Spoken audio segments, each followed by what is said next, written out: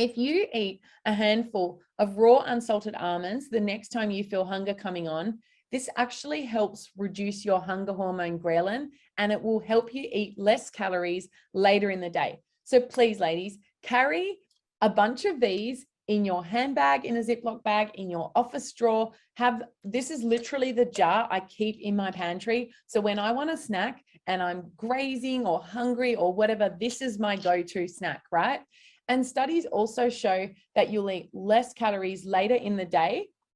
And when you eat whole nuts, the fiber content reduces the digestibility and slows the release of the fats they contain, which enhances satiety. Because I haven't spoken much yet about satiety, but it's something separate than your hunger, which is your body registering that you've had enough food. So nuts are also great for satiety. All right, so that's number one.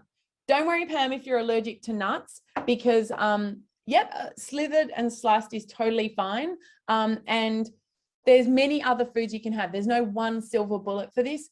The roasting of the almonds is something I don't recommend because I think it makes them more moreish. It's easier to overconsume them because they are still calorie dense. And if you add oil and roast them and salt them, then they can become a bit too snackish. Whereas if you just have raw unsalted almonds, you have a handful, you get all the benefits. Roasting can also degrade the benefits of some of the healthy oils, which are fragile, and also some vitamins and antioxidants are sensitive to heat as well. So it's better to eat them raw, but in our cooking, we often use roasted nuts in salads and foods because you still get tons of benefits and it makes them so delicious. But for snacking, I do recommend raw nuts. Salmon is one of the best sources of those omega-3 fatty acids.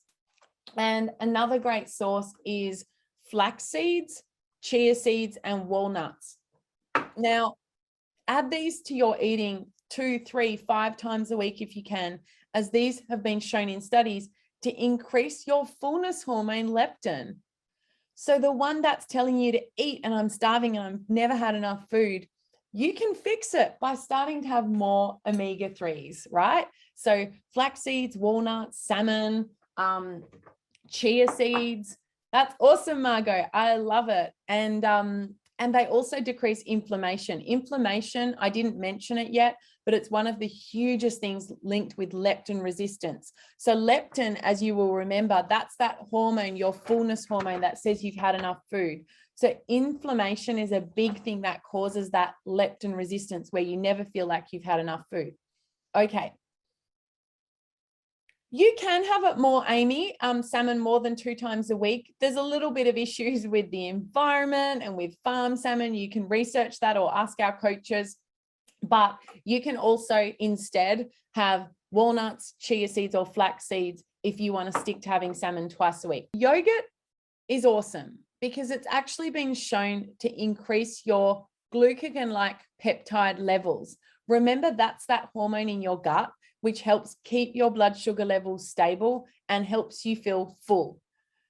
Now, in one study, participants were given that glucagon-like peptide solution with breakfast, and they reported feeling more satisfied and ended up eating 12% fewer calories at lunch. So I love the idea of you having yogurt with your breakfast every day even. You know, put in your smoothies, put in your overnight oats. Greek yogurt is a winner. If you're lactose intolerant, so coconut yogurt is good because you can get the probiotics, but unfortunately, the beneficial ingredient inside of the yogurt is the whey protein that has that benefit. And so you would need to, actually, you can get it from fish as well, the impact on this glucagon-like peptide one. So you can have yogurt or fish. If you don't eat either of those foods, don't worry, because there's plenty of other things I'll be sharing too.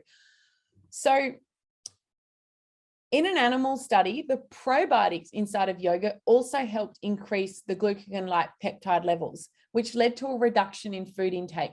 Can you see the beautiful thing here, ladies? I'm not telling you eat half a cup of yogurt. Eat as much yogurt as you want. Eat whole Greek yogurt. I'm not telling you to count points or carbs or calories. I'm not telling you to only eat at certain times of day, because when you eat these foods, you will naturally reset your body's hunger and satiety hormones. So you will naturally end up eating less calories over time without really trying. You don't need to track it anymore. You need to eat the right foods and start listening to your body.